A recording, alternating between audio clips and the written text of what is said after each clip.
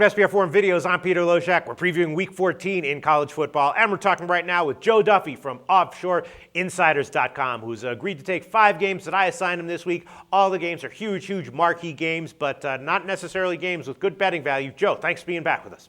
Thank you, Peter, but we'll try to find a little bit of value. We do, and I appreciate that you go on the record with a pick in all these games. I mean, you can, if you want to, pass on any of these lines. You know that, right?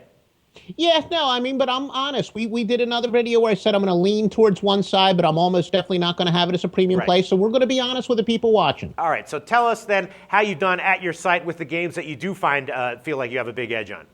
Yes, we release premium plays, our Wise Guy plays and major plays. They've both been doing extremely well. Wise Guy plays still above 60% for the year, college and pro going back to the preseason. And this is going to be one of the best weekends of the entire year, possibly the best in college football especially. All right, there you go. 60% in his premium plays. You can't ask for more than that. All right, Texas A&M, Missouri is the second game we're going to cover. And here we go, another big marquee game. Going to be a great game to watch, great game to see how it turns out. Is there betting value?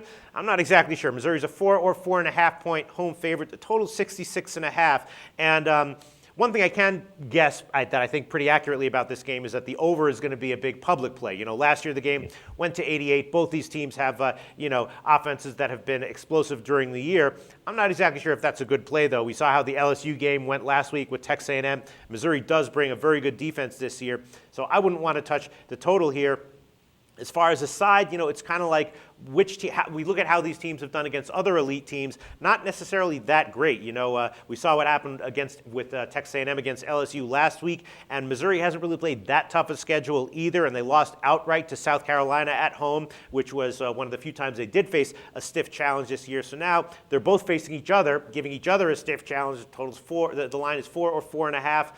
I don't know, man. I guess it would be a pass. I guess I would lean Missouri -4. What would you do here, Joe? Yeah, no, yet again, we're agreeing. I don't think this is a game that screams out one that you definitely have to bet on, but I am going, well, no, I'm sorry, I disagree. I agree with the part that this game doesn't scream out, but I'm going to go with the underdog Texas A&M, in part because of everything you've said. Texas A&M, and it's very rare where you can say this about an SEC team this late in the year, but they've had a very easy schedule. First of all, part of it by design, non-conference, Rice, Sam Houston, they played SMU, UTEP. All those games were at home. And what looked to be very 2 tough games this year on their SEC schedule was Florida and Georgia. Florida, as we know, has been a laughingstock. They played Georgia when Georgia was ravaged by injuries. As I remember, I believe both Keith Marshall and Todd Gurley were out that game. And, of course, they had all the injuries at wide receiver, starting with Malcolm Mitchell early in the year. So they got the big break against what were going to be 2 of their tougher games. So this is a case where, as a general rule of thumb, when you have a quality team in a true spoiler role, one of the myths in gambling is people like to bet on the team that needs it more. Well, the team that does need it more is Missouri. We actually like a quality team that has motivation but less pressure. And Texas A&M, perfect chance to play the spoiler role. Plus, not only that, Johnny Manziel could sneak back into the Heisman race. Possibly. Jameis Winston fairly much has it locked up unless he comes out flat, a disaster against Florida. But there's still a chance for Manziel to squeeze out that Heisman. So I'm actually going to go with the underdog.